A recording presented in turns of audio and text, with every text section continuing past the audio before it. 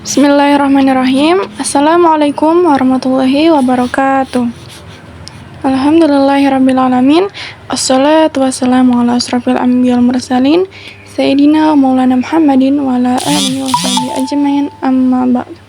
Segala puji bagi Allah yang telah melimpahkan nikmat karunia-Nya sehingga kita masih bisa melaksanakan kegiatan seperti biasanya. Salawat serta salam juga tak lupa kita aturkan kepada junjungan kita Nabi besar Nabi Muhammad SAW. Pada kali ini saya akan membahas mengenai pembelajaran PAI, yaitu tentang zakat. Kita masuk. Sini ada menu utama, yaitu isinya ada pendahuluan, kompetensi, materi, pustaka, pengembang, dan juga penutup. Kita masuk pada pendahuluan. Pendahuluan, zakat menurut bahasa atau lughat memiliki beberapa makna, antara lain tumbuh, suci, berkembang. Sedangkan menurut istilah fikih, zakat adalah sejumlah harta yang diambil dari harta tertentu untuk diberikan kepada golongan yang berhak menerimanya. Zakat dijadikan nama bagi harta yang diserahkan tersebut karena harta yang dizakati justru akan berkembang dan bertambah. Zakat merupakan salah satu dari 5 rukun Islam yang dalam Al-Quran sering disebut secara beriringan dengan perintah sholat. Berbeda dengan infak dan sedekah, zakat, baik zakat fitrah maupun zakat mal atau zakat harta, merupakan suatu kewajiban yang harus dilaksanakan oleh setiap muslim ketika telah memenuhi syarat-syarat tertentu. Selain untuk menunaikan kewajiban, kita sebagai umat muslim menunaikan zakat juga sebagai cara untuk mendekatkan diri kepada Allah SWT. Dengan menunaikan zakat, kita dididik bagaimana menjadi pribadi yang pemurah, ikhlas, dan terus menolong orang lain yang hidup dalam kekurangan. Kita masuk pada kompetensi. Sini ada 2 kompetensi. Yang pertama, standar kompetensi, yaitu memahami pengertian, ketentuan, tata cara, jenis harta, serta hikmah zakat fitrah dan zakat mal sebagai kewajiban umat Islam untuk mewujudkan kepedulian sosial dan pemerataan kesejahteraan. Kompetensi dasarnya itu mengidentifikasi hukum zakat atau dalil dari Al-Quran dan hadis, menjelaskan pengertian zakat fitrah dan zakat mal, mengidentifikasi syarat wajib zakat fitrah dan zakat mal, menjelaskan waktu zakat fitrah serta ketentuan haul dan nisab zakat mal, menjelaskan jenis harta yang wajib dizakati, menjelaskan takaran zakat fitrah dan nisab zakat mal, menunjukkan cara menghitung zakat fitrah dan zakat mal, menjelaskan 8 golongan penerima zakat. Masuk pada materi macam-macam zakat. Ini ada 2 zakat yang akan saya jelaskan, yang pertama zakat fitrah dan yang kedua zakat mal atau zakat harta. Pertama, zakat fitrah. Secara bahasa, zakat fitrah adalah zakat kesucian. Menurut istilah, fitrah adalah zakat yang wajib dikeluarkan setiap jiwa orang yang mukmin di bulan Ramadan. Oleh karena itu, zakat fitrahnya dilakukan sejak awal bulan Ramadan sampai menjelang salat Idul Fitri. Zakat fitrah disyariatkan kepada umat Islam pada bulan Sya'ban, yaitu pada tahun kedua Hijriah. Hukum zakat fitrah adalah wajib bagi umat Islam, bagi anak-anak, dewasa, laki-laki, perempuan, budak maupun merdeka.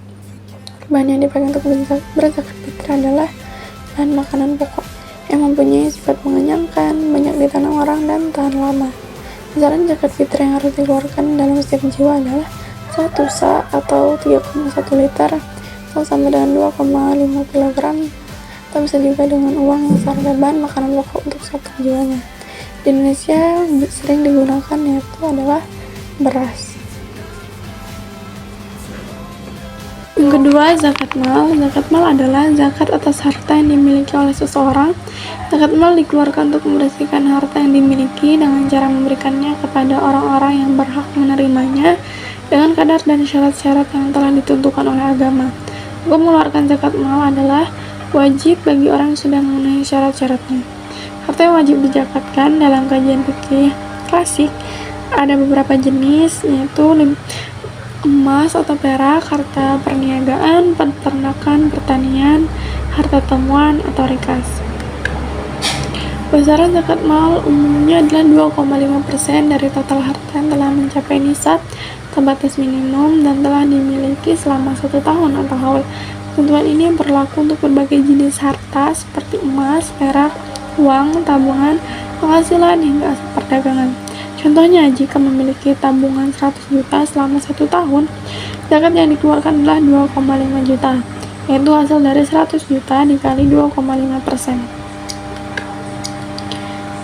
Orang yang berhak menerima zakat atau mustahik itu ada 8 golongan sesuai dengan firman Allah dalam Quran surah At-Taubah. Sungguhnya zakat itu hanyalah untuk orang-orang fakir, orang miskin. Ambil zakat yang dilunakkan hatinya atau mu'alaf, untuk memerdekakan hamba saya, untuk membebaskan orang-orang yang berhutang di jalan Allah Subhanahu wa Ta'ala, dan untuk orang yang sedang dalam perjalanan sebagai kewajiban dari Allah. Allah mengatakan Maha Bijaksana. Quran surah At-Taubah surah ke-9 ayat 60. Golongan yang berhak menerima zakat ada 8. Fakir, orang yang memiliki harta sangat sedikit, tidak mempunyai pekerjaan dan tidak dapat memenuhi kebutuhannya sehari-hari. Yang kedua, miskin adalah keadaan orang yang mempunyai sedikit harta dan penghasilan tapi tidak dapat memenuhi kebutuhannya sehari-hari. Ketiga, amil adalah orang yang mempunyai tugas untuk mengurus zakat mulai dari pengumpulan sampai kepada pembagiannya. Mu'alaf adalah orang yang hatinya masih lemah seperti baru saja masuk Islam. Yang kelima, rikaf pada zaman awal perkembangan Islam. Zakat digunakan juga untuk menghapus sistem perbudakan dengan cara memerdekakan budak dari majikannya. Setelah dimerdekakan, budak itu mempunyai kebebasan hidup sebagaimana layaknya. Warim adalah orang yang mempunyai banyak hutang. Hutang itu bukan untuk maksiat tetapi untuk kebaikan. Contohnya, ia berhutang untuk berdagang kemudian bangkrut. Sabilillah adalah segala usaha yang bertujuan untuk menegakkan agama Allah seperti pengembangan pendidikan, kesehatan, dakwah, panti asuhan, dan lain-lain. Yang terakhir, Ibnu Sabil adalah orang yang kehabisan bekal dalam perjalanan dan perjalanan yang dilakukan itu bukan untuk maksiat seperti menuntut ilmu, berdakwah, silaturahmi, dan lain-lain. Adapun syarat-syarat menzaki orang yang berzakat, yang pertama beragama Islam, yang kedua merdeka, tidak hamba sahaya, yang ketiga harta miliknya sendiri sempurna, tidak merupakan pinjaman pihak lain, yang keempat harta mencapai 1 nisab. Nisab adalah batas minimal jumlah harta sehingga wajib dikeluarkan zakatnya. Yang kelima sudah 1 tahun dimiliki. Untuk jenis harta tertentu hal ini tidak disyaratkan. Hikmah zakat.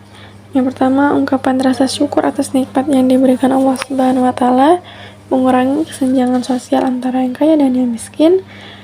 Yang ketiga, menyucikan diri dari dosa dan memurnikan jiwa, tazkiyatun nafs, menemukan sifat dermawan dan mengikis sifat kikir.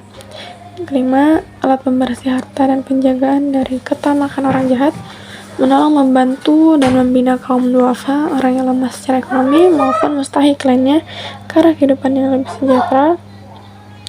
Dan yang terakhir, mewujudkan tatanan masyarakat yang sejahtera, rukun, dan damai. Selanjutnya, pustaka. Di sini ada 2 referensi yang saya ambil. Yang pertama, buku Fikih Madrasah Sanawiyah kelas 8, buku Pendidikan Agama Islam dan Budi Pekerti SMP MTS kelas 9. Kita masuk pada pengembang. Nama Mirna, NIM 24111011017, kelas PAI 2 semester 3.